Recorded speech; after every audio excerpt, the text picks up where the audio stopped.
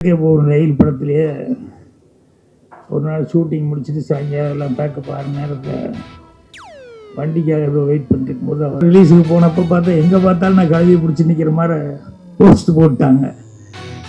எங்கள் பாட்டி என்ன கேட்டாங்க, என்ன போய் இந்த வீட்டில் சொல்லி ஒரு கல்யாணம் பண்ணி வச்சுட்டா கொஞ்சம் சிரமம் இல்லை, நீங்கள் சிரமப்படுவீங்க.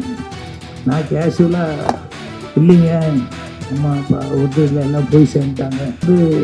காலேஜும் ஒரே வருஷம் தான் ஃபெயிலியர் ஆனதுக்கப்புறம் தான் இந்த புத்தக படிப்பு அப்படிங்கிறது எனக்கு இல்லாததுனால ஒரு ஆர்வம் வந்ததுக்கப்புறம் நிறையா புஸ்தகங்கள் எல்லாம் படிச்சுட்டு அதுக்கப்புறம்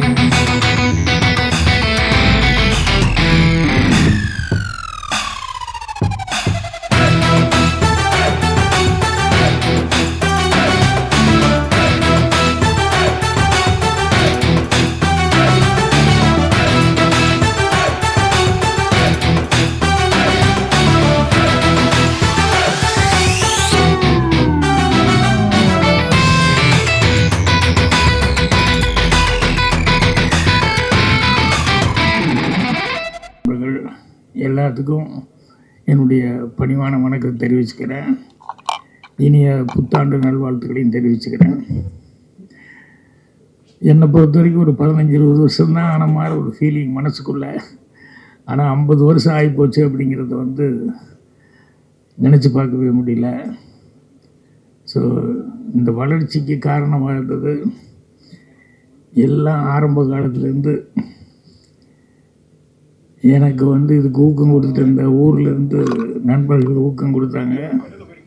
நிறைய பேர் வீட்டில் எங்கள் அம்மா என்ன நம்பினாங்க, நான் வந்துடுவேன் சினிமாவில் அப்படின்னு சொல்லிட்டு. ஸோ அதுக்கப்புறம் இங்கே சென்னை வந்ததுக்கப்புறம் எனக்கு படம் ரிலீஸ் ஆகி ஒரு 1.5 வருஷம் 2 வருஷத்துக்குள்ளே எல்லாருமே அப்படி ஒரு மாற்றம். அதில் வேலை பார்த்தவங்க அத்தனை பேருமே அந்த மாதிரி ஒரு பெரிய ஒரு சூழலுக்கு வந்தாங்க. இது வேறு எந்த படத்தில் அப்படி அத்தனை பேர்த்துக்கு அப்படி ஒரு வாய்ப்பு, அப்படி ஒரு உயர்வு கிடச்சிருக்குன்னு சொல்ல முடியல அப்படின்னு சொல்லிட்டு இருந்தார். ஸோ அப்படி 16 வயதில் அதுதான் முதல் படமாக டைட்டில் வந்தது. அது வரைக்கும் நான் இந்த சான்ஸ் தேடும்போது கொஞ்சம் ஆர்வ கோளாறில் ஒரிஜினல் பேர் வச்சுக்காம யாராவது கேட்டால் கொஞ்சம் வேறு மாதிரி பேர் இருக்கணும்னு சொல்லி பேர் என்னன்னு யாராவது கேட்டாங்கன்னா சான்ஸ் தேடி இருக்கும்போது கோவை ராஜா அப்படின்னு சொல்லி கார்டை தூக்கி விட்டு சொல்லிட்டு இருந்தேன். ரொம்ப நாள் அப்படி சொல்லிகிட்டு இருந்தேன். அப்புறம் 16 வயது டைமில் தான் டைட்டிலில் கார்டு போடும்போது அவர் பாலகுரு சார், ஐயோ ராஜன் என்ன எம்சிஆர் அப்படின்னு. அப்போ தான் யோசிச்சுட்டு சொன்னேன், இல்லை எங்கள் அம்மா எனக்கு வச்ச பேர் பாக்யராஜ். அந்த பாக்கியத்தை நான் இழக்க விரும்பலை. நானாக ராஜன் ரத்திட்டி ராஜன் சொல்லிக்கிட்டேன். அதனால் அந்த பாக்யராஜுங்கிறதே போடுங்க அப்படின்னு சொல்லி சொன்னேன். அப்புறம் தான் கே பாக்யராஜ்னு போட்டார். எங்கள் டைரக்டர் ஒன்றும் ஷாக் ஆகிட்டார். யோ எவன் என் புதுசாக இருந்த கே பாக்யராஜ்னு வந்திருக்கு, இல்லைங்க நம்ம ராஜன் தான் அப்படின்னு சொன்னதுக்கப்புறம் தான் அப்படியே ஐயா உன் பேர் அதுதானா அப்படின்னாங்க. ஸோ அந்த அம்மா வச்ச அந்த பாக்கியத்தை இழந்துடக்கூடாதுன்னு அந்த பேர் கொடுத்தேன். அதுக்கப்புறமா அந்த பேர் இன்றைக்கி வரைக்கும் எனக்கு மரியாதையை உங்களால் பத்திரிக்கை நண்பர்கள் நீங்கள் எல்லோரும் நான் அசிஸ்டன்ட் டைரக்டராக இருக்கும்போதே என்னை அடையாளம் தெரிஞ்சுக்கிட்டு அப்போவே என்னை எல்லாருமே நிறையா என்னை பற்றி சின்ன சின்ன செய்திகள் அது இதெல்லாம் போட்டு எங்கள் டைரக்டர் எப்படி பிரபலம் ஆகிட்டு இருந்தாரோ அப்போவே கூடவே அவர் கூட அசிஸ்டண்ட் ஒரு பையன் இருக்கான் பாக்யராஜன். அந்த பையன் கொஞ்சம் சீக்கிரமாக நல்லா வருவான் அப்படிங்கிற மாதிரி எல்லோரும் கவனிக்கிற அளவுக்குன்றது. எங்கள் டைரக்டரே கூட கிழக்கே போகிற ரயில் படத்துலேயே ஒரு நாள் ஷூட்டிங் முடிச்சுட்டு சாயங்காலம் எல்லாம் பேக்கப் 6 நேரத்தில் வண்டிக்காக ஏதோ வெயிட் பண்ணிட்டு இருக்கும்போது அவர் அப்போவே எல்லாத்தையும் வச்சுட்டு சொன்னார். எனக்கு அப்புறம் என் பேர் எடுத்து கொடுக்குற அளவுக்கு, எனக்கு ஒரு மரியாதை கொடுக்குற அளவுக்கு வர்றது ராஜன் தான் வரப்போகிறான் அப்படின்னு. ஏன்னா அவர் கடைசி வரைக்கும் ராஜன் ராஜன்னே தான் கூப்பிட்டு இருந்தார். இப்பவும் டக்குன்னு பாக்கியராஜுங்கிறது எங்கேயாவது ஃபங்க்ஷன் வந்தால் தான் வரும். அப்படி வந்து அவர் ரயிலில் போய் சொன்னார். அதுக்கப்புறம் ஒவ்வொரு படத்துலையும் கொஞ்சம் கொஞ்சமாக அசிஸ்டன்ட் டைரக்டர், அப்புறம் டைலாக் ரைட்டர், அதுக்கப்புறம் ஸ்டோரி ரைட்டர்னு வந்து அதுக்கப்புறமா வந்து ஹீரோவாக நடிச்சது. எனக்கு கிழக்கே போகும் ரயிலப்போ அந்த சுதாகர் வந்து கரும்புள்ளி செம்புள்ளி குத்தி கழுதியில் உட்கார வச்சுருவாங்க. அவன் பனிஷ்மெண்ட்டு வில்லேஜில் அந்த கழுதி இழுத்துட்டு வர்றதுக்காக அந்த ஊரில் யாரோ ஒருத்தர் கூப்பிட்டா, யாரை கூப்பிட்டு இழுத்தாலும் அந்த கழுதி இழுக்கும்போது அவன் கேமரா ஓடுதான் கேமராவே பார்த்துக்கிட்டு இருந்தான். டைரக்டர் திட்டிக்கிட்டே இருந்தார்.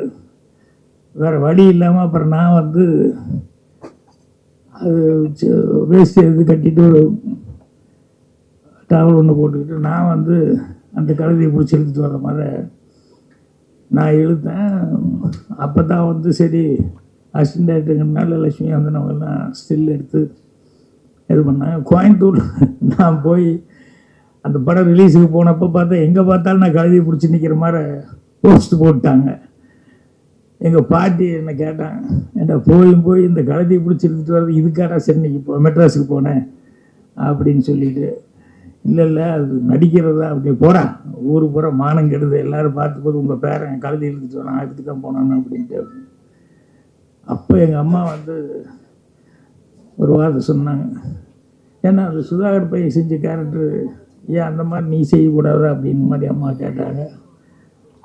அப்போ நான் அம்மாக்கிட்ட வந்து இல்லைம்மா அதுக்கு ஒரு உருவங்கள், அதுக்கு இப்படி இருக்கணும் அப்படி இருக்கணும், ஏன் உனக்கெல்லாம் நல்லா தான் இருக்குன்னா, இல்லை உனக்கு காக்கைக்கு தன் குஞ்சு பொன் குஞ்சு அப்படி தான் இருக்கும், ஆனால் அதுக்கு வேறு வித்தியாசமாக இருக்கணும். இல்லை நீ வேணா பாரு, உங்கள் டைரக்டர் உன்னையே மறுபடியும் ஹீரோவை வச்சு படம் எடுப்பார், இது கூடி சீக்கிரம் நடக்கும் கண்டிப்பாக அப்படின்னு சொல்லி எங்கள் அம்மா சொன்னாங்க. ஸோ அப்போ வந்து சரி ஒரு தாய்க்கு வந்து கூடிய ஒரு ஆர்வத்தில் அவங்க வந்து சொல்கிறாங்க அப்படின்னு சொல்லிட்டு அதை நான் சாதாரணமாக எடுத்துக்கிட்டேன். ஆனால் அதுக்கப்புறம் டைரக்டர் வந்து நான் அசிஸ்டன்ட் டைரக்டராக வேலை பார்த்து அதுக்கப்புறம் வந்து புதிய வார்ப்பில் அப்போ தான் நீ தான் என் ஹீரோ அப்படின்னு சொல்லி என்னை ஃபிக்ஸ் பண்ணதுக்கப்புறம் தான் வந்து அப்புறம் முதல் நாள் ஷூட்டிங் முடிஞ்சு அப்போ கூட அம்மாவுக்கு நான் லெட்டர் எழுதலை. ஏன்னா ரஷ்ஷு சென்னைக்கு வந்து அதுக்கப்புறம் அங்கே கொண்டு வந்து தேனியில் ஒரு டென்ட்டில் கொண்டு ஒரு தேட்டரில் கொண்டு போட்டு பார்த்துட்டு ரஷ் பார்த்துட்டு காலையில் நிவாஸ் எங்கள் டைரக்டர்லாம் போய் பார்த்துட்டு வந்துட்டு ஓகே அப்படின்னு கை கொடுத்து நம்ம ஷூட்டிங் கன்டினியூ பண்ணுறோம், நல்லா இருக்குது, நீ ஹீரோ கன்ஃபார்ம்டு அப்படிங்கிற மாதிரி சொல்லிட்டு ஷூட்டிங் ஸ்டார்ட் பண்ணார். அதுக்கப்புறம் தான் அம்மாவுக்கே வந்து லெட்டர் எழுதினேன், இந்த மாதிரி உன் வாய் முகூர்த்தம் நீ சொன்ன மாதிரியே வந்து நான் வந்து ஹீரோவை வந்து நடிச்சிட்ருக்கிறேன் அப்படின்னு சொல்லிட்டு. ஆனால் ஒரு பேட் லக்கு படம் ரிலீஸுக்கு ஒரு 20 நாள் 15-20 நாள் இருக்கும்போது திடீர்னு எங்கள் அம்மாவுக்கு வந்து உடம்பு சரியில்லாமல் போய் அதுக்கப்புறம் படம் ரிலீஸுக்கு 20 நாளைக்கு முன்னாடியே இறந்துட்டாங்க. அது ரொம்ப மனசு கஷ்டமாக இருந்தது. ஆனால் கிழக்கே போகிற அதில் எல்லாம் ஒர்க் பண்ணது அசிஸ்டன்ட் டைரக்டர் இருந்ததெல்லாம் எங்கள் அம்மாவுக்கு வந்து தெரியும். ஸோ புதிய வார்ப்புகளில் வந்து நான் நடித்து அவங்க பார்க்க முடியல. அதில் தான் ஒரு டைலாக் எழுதும்போது எழுதியிருப்பேன், இந்த பக்கத்து வீடு கூட்டிகிட்டு இருக்கும்போது பக்கத்தில் அந்த பூக்காரி கேரக்டர் ஒரு என்னவா தெரியா நீங்களே கூட்டிகிட்டு இருக்கீங்க, வீட்டில் சொல்லி ஒரு கல்யாணம் பண்ணி வச்சுட்டா உங்களுக்கு கொஞ்சம் சிரமம் இல்லாமல் சிரமம் குறையுமே.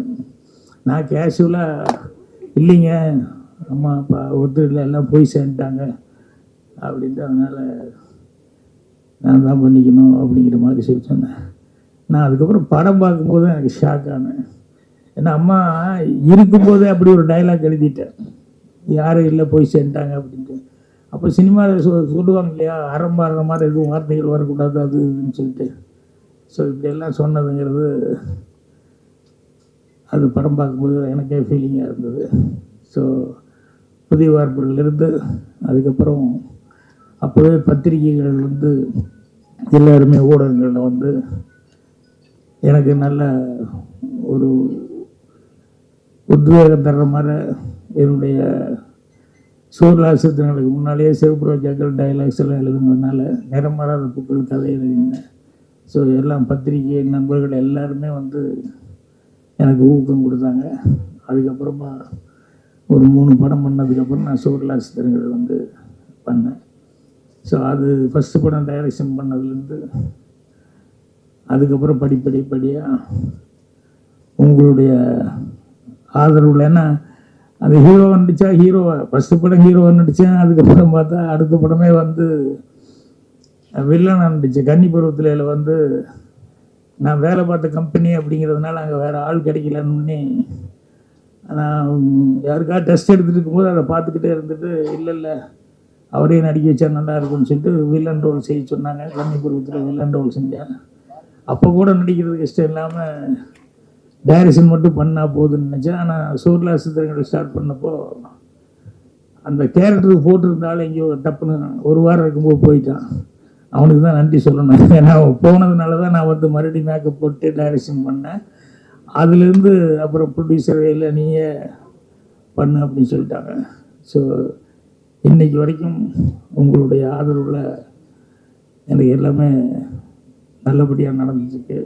அதுக்கு உங்கள் எல்லாத்துக்குமே நன்றி சொல்லணும். அதே மாதிரி வந்து எனக்கு சினிமாவில் நான் வந்து வந்திருக்கேன்னா ஊர்லேருந்து வரும்போது சினிமாவை பற்றி கொஞ்சமாக சினிமா படம் பார்த்து அந்த நாலேஜ் தான் இருந்த ஒழிய வேறு பெருசாக ஒன்றும் இல்லை. இங்கே வந்ததுக்கப்புறம் தான் ஒவ்வொன்றா நான் கற்றுக்கிட்டேன். ஆனால் சினிமாவில் வந்து இந்த வளர்ச்சிக்கு மெயினாக இருந்தது என்னென்னா, எனக்கு முன்னால் டைரக்ட் பண்ணியிருந்தாங்களே அந்த படங்கள், ஒரு பீம்சிங் ஆகட்டும், பிஆர் பந்துலு சார் ஆகட்டும், Sridhar sir, K Balachandra sir வந்து எல்லாருமே பிஹெச்டி, இப்படி எல்லா டைரக்டருடைய படங்கள் பார்த்து அந்த பாதிப்பு வந்து என்னை அறியாமல் என் மனசுக்குள்ளே ஊறி இருந்தது. அதுதான் வந்து எனக்கு வந்து ஒரு பெரிய பேஸாக இருந்தது. அதே மாதிரி புத்தகம் அப்படிங்கிறது வந்து முதல்ல ஸ்கூலில் படிக்கும்போது சரியாக படிக்காம விட்டேன். அதுக்கப்புறம் வெளியே வந்து காலேஜும் ஒரே வருஷம் தான் ஃபெயில் ஆனதுக்கப்புறம் தான் அந்த புத்தக படிப்பு அப்படிங்கிறது வந்து எனக்கு வந்து அது மேலே ஒரு ஆர்வம் வந்ததுக்கப்புறம் நிறையா புஸ்தகங்கள் அதெல்லாம் படிச்சுட்டு அதுக்கப்புறம் கொஞ்சம் கொஞ்சமாக என்னுடைய நாலேஜ் வந்து வளர்த்துக்கிட்டேன். ஒரு சின்ன வயசு விஷயம் ஒன்று சொல்கிறேன். என்னென்னா, எங்கள் அம்மா எப்போவுமே ஸ்கூலுக்கு 1ஆம் கிளாஸ் அந்த வெள்ளாங்கோயிலில் படிக்கும்போது ஸ்கூலுக்கு போயிட்டு மத்தியானம் வரும்போது எங்கள் அம்மா வீட்டில் இருந்தாங்கன்னா ஒரு பெட்டியை திறந்து எனக்கு இந்த தேன் மிட்டாய் வாங்கிறதுக்காக இந்த ஓட்டை போட்ட ஒரு காலனா, அந்த காலத்தில் அந்த ஓட்டை போட்ட காலனாவை வந்து கொடுப்பாங்க. நான் போய் எங்கள் பக்கத்தில் போகிற ஒரு சின்ன கோனார் கடை இருந்து அந்த கோனார் கடையில் கொண்டு போய் அதை கொடுத்துட்டு அந்த தேன் மிட்டாய் வாங்கிட்டு போவேன். ஒரு நாள் வந்தப்போ எங்கள் அம்மா வீட்டில் இல்லை. அது என்னடா அம்மா இல்லைன்னொன்னே தேன் மிட்டாய் வாங்குறதுக்கு என்ன பண்ணுறது இல்லை, பெட்டியில் தானே இருக்குது, பெட்டியில் தானே எடுப்பாங்கன்னு சொல்லிட்டு நான் பெட்டியை திறந்து அதுக்கப்புறம் காசு கொண்டு போய் அந்த கடையில் கொண்டு போய் கொடுத்தேன். அவர் கோனரை பார்த்துட்டு என்ன பண்ணு அப்படின்னாரு. தேன் மிட்டாய் அப்படின்னு வாங்கி சாப்பிட்டு சாயங்காலம் ஸ்கூல்லேருந்து வரும்போது பார்த்தா வீட்டில் அந்த முத்தமாக நெல்லெல்லாம் காய போடுற இடம் அந்த மாதிரி எங்கள் அம்மா உட்காந்துட்டு ஒரு சுற்றி ஒரு 7-8 பேர் இருக்காங்க. அந்த கோனார் இருந்தார். அப்போ எங்கள் அம்மா போனோடனே எல்லோரும் என்னை பார்த்துட்டே சிரித்தாங்க. எனக்கு ஒன்றும் புரியல. அப்புறம் போனோடனே அவங்க அம்மா என்னடா பண்ண மத்தியானம் அப்படின்னு. அப்புறம் இல்லை நீ இல்லை. அப்புறம் நான் காசு எடுத்து பெட்டிலேருந்து காசு எடுத்துட்டு நான் கொண்டு போய் கொடுத்து தேன் மிட்டாய் வாங்கிட்டேன் அப்படின்ட்டு இதுரா காசு அப்படின்னு சொல்லிட்டு எங்கள் அம்மா காமிச்சாங்க. அது என்னென்னா மோதிரம், எனக்கு என்ன ஒரு ரவுண்டாக இருந்தது அப்படின்னு சொன்னோன்னே நான் எடுத்து கொண்டு போய் தங்க மோதிரம் அதை கொண்டு போய் படிக்க வராது. அதனால் அவருக்கு டைலாக் சொல்லி கொடுத்தது ஒரு தடவை சொல்லுங்க ப்ளீஸ் இன்னொரு தடவை சொல்லுங்க. ஸோ ஒரு 8 தடவை 10 தடவை சொல்லுவார். நான் 8 தடவை 10 தடவை சொன்னதுக்கப்புறம் அவர் ஒரு 15 தடவை சாப்பிட்டு கூப்பிடுற வரைக்கும் அந்த மரத்துக்கடியில் அங்கே இங்கே எல்லாம் சொல்லி பாட்டுட்டார். அதுக்கப்புறமா அன்புள்ள ரஜினிகாந்த் படத்தை கடைசி வரைக்கும் இன்றைக்கி பண்ணுற படங்கள் வரைக்கும் அவர் வந்து இது பண்ணிட்டுருக்காரு. இப்படி எனக்கு முன்னால் சினிமாவில் இருந்தவங்க எல்லாருமே வந்து எனக்கு ஒரு நல்ல வழிகாட்டிகளாக இருந்தாங்க. அதை வச்சுக்கிட்டு தான் நான் வந்து என்னுடைய உயர்வுக்கு அதெல்லாம் காரணமாக இருந்தது. மெயினாக பத்திரிகை நண்பர்கள் படம் போட்டு ப்ரிவியூ, நான் ப்ரிவியூவில் கூட யாருக்கிட்டையும் ஒன்றும் முடிஞ்சதுக்கப்புறம் அப்போல்லாம் ஒரு இது மாதிரி வைப்பாங்க, சும்மா கெட்டு பதர் மாதிரி. பட் அங்கே நான் படத்தை பற்றி எதுவுமே பேச மாட்டேன். என்னென்னா அவங்களா பார்த்துட்டு அவங்களா எழுதுறது அதுதான் கரெக்டாக இருக்க முடியும். நம்ம வேறு மாதிரி படத்தை பற்றி எதுவும் பேசக்கூடாது அப்படிங்கிற மாதிரி. அதே மாதிரி படத்தை பார்த்துக்கிட்டு கரெக்டான ஒரு விமர்சனங்களை என்னுடைய ஒவ்வொரு படத்துக்கும் அது கிடச்சிக்கிட்டே இருந்தது. அது ஜனங்கள்கிட்டையும் நான் போய் சேர்றதுக்கு நல்ல ரீச் கொடுக்கறது காரணமாக இருந்தது. அதே மாதிரி எல்லா பத்திரிகை நண்பர்கள்கிட்டையும் எனக்கு ஒரு நல்ல ஒரு நட்பும் தொடர்ந்தது. ஸோ இன்றைக்கி 50 வருஷம் ஆகிப்போச்சு அப்படிங்கிறது எனக்கே நினச்சி பார்த்தா மலை பார்த்தா இருக்குது 50 வருஷமா அப்படின்னு சொல்லிட்டு. ஸோ இன்னும் நடிகர் பண்ணிட்டுருக்கிறேன். அதோட இப்போ அடுத்தது இந்த வருஷத்தில்